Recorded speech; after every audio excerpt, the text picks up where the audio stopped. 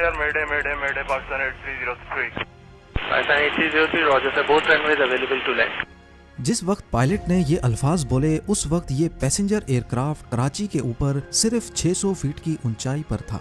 पाकिस्तान के सबसे बड़े शहर कराची में कड़कती गर्मी की वजह से हर कोई अपने घरों में बंद था। दोपहर के 2:35 हो रहे थे और किसी को भी मालूम नहीं था कि कुछ ही लम्हों के बाद कराची में एक इमरजेंसी सिचुएशन पैदा होने वाली है, क्योंकि पाकिस्तान इंटरनेशनल एयरलाइंस PK 8303 के पायलट ने मेडे का डिस्ट्रेस सिग्नल दे दिया था। इसका मतलब था कि पायलट बेबस हो चुका है और जहाज अब उसके कंट्रोल से बाहर जा चुका है। ये सिग्नल देने के चंद सेकंड्स के बाद कराची एक जोरदार धमाके से लरज़ उठता है और आसमान काले धुएं की चादर ओढ़ लेता है। एयरबस A320 मॉडल कॉलोनी की घनी आबादी के ऊपर एयरपोर्ट से सिर्फ 430 मीटर पहले क्रैश कर जाता है। हैरानी की बात यह है कि इन्वेस्टिगेशन रिपोर्ट में बताया गया कि प्लेन में किसी किस्म का कोई फॉल्ट नहीं था। तो फिर आखिर ये हादसा हुआ तो हुआ कैसे? पायलट और ट्रैफिक कंट्रोलर के दरमियान क्या बातचीत चल रही थी? सिर्फ चंद मिनट पहले इसी एयरपोर्ट पर लैंडिंग की पहली कोशिश क्यों और कैसे नाकाम हुई? और 3 साल तक चलने वाली इन्वेस्टिगेशन में कौन से राज खुल कर सामने? नाज़रीन, 22 मई 2020 वाले दिन फ्लाइट 8303 को लाहौर से 1 बजे टेक ऑफ करना था और उसकी मंजिल थी कराची इंटरनेशनल एयरपोर्ट। ये एक छोटी फ्लाइट थी जिसको तकरीबन 1 घंटे 45 मिनटों में अपनी मंजिल पे लैंड करना था। उस वक्त कोविड लॉकडाउन्स अपने उरूज पर थे, जिसकी वजह से बहुत कम फ्लाइट्स चल रही थी। लेकिन दूसरी तरफ रमजान का महीना चल रहा था और ईद की छुट्टियां करीब आने वाली थी। फ्लाइट्स कम थी और पैसेंजर्स ज्यादा, यानी फ्लाइट पूरी तरह से पैक्ड थी। इसमें टोटल 91 पैसेंजर्स और 8 क्रू मेंबर्स मौजूद थे। आज के दिन मौसम बिल्कुल परफेक्ट था, लाहौर में भी और कराची में भी।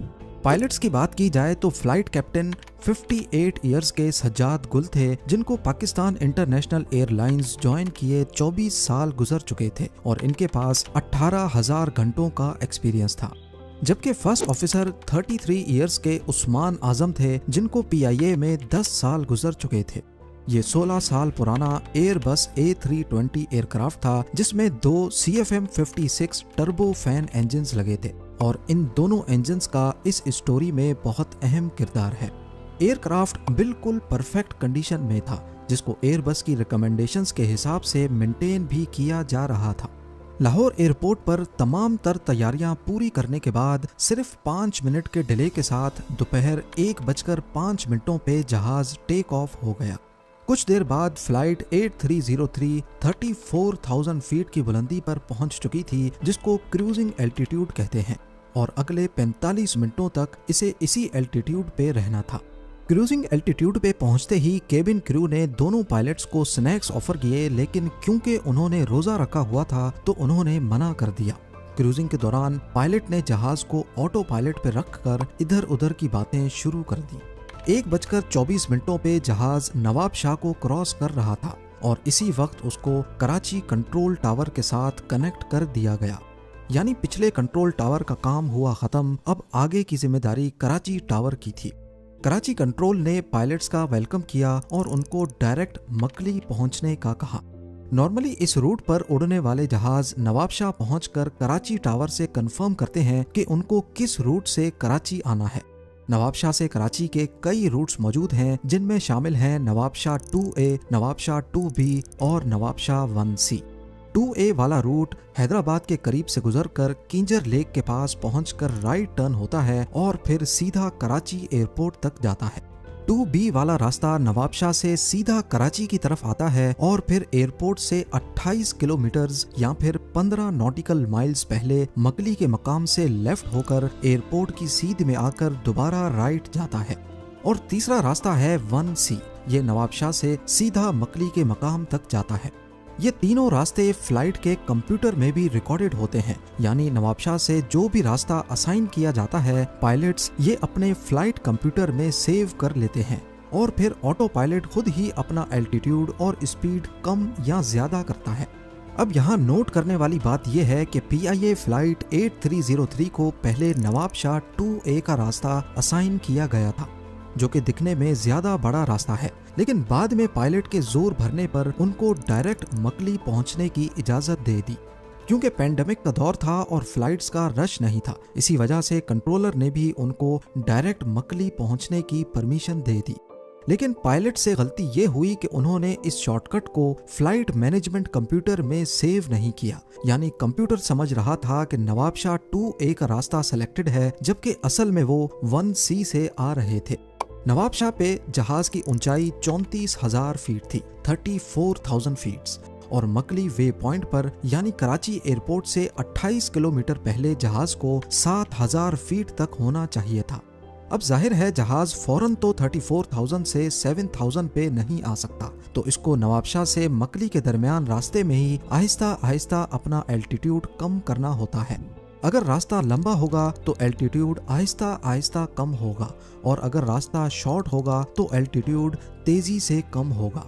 फ्लाइट कंप्यूटर में 2A वाला रास्ता सेलेक्टेड होने की वजह से वो एल्टीट्यूड 1000 फीट पर मिनट के हिसाब से कम कर रहा था, जबकि पायलट जहाज को 1C के रास्ते ले आ रहे थे, जिसमें ज्यादा तेजी से एल्टीट्यूड कम होना चाहिए था।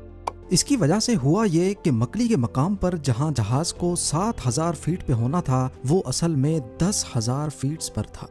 कराची कंट्रोलर ने जब रेडार पे PK-8303 की ऊंचाई ज्यादा पाई तो पायलट को कहा गया कि आपकी ऊंचाई ज्यादा है, क्या आप आसानी से लैंड कर पाएंगे या फिर मकली पर ही एक गोल चक्कर लगाकर एल्टीट्यूड कम करेंगे। जिस पर कैप्टन ने बोला कि नहीं, हम कर लेंगे, और गोल चक्कर लगाने से मना कर दिया। अभी तक दोनों पायलट्स को इल्म नहीं था कि कंप्यूटर में सेव हुआ रास्ता अलग है और वो दूसरे रास्ते से आ रहे हैं। ये इन्फॉर्मेशन उनके सामने जाहिर थी, लेकिन उस पर ध्यान नहीं दिया गया। मकली के बाद ऊंचाई कम करने के लिए जहाज की नोज डाउन की गई।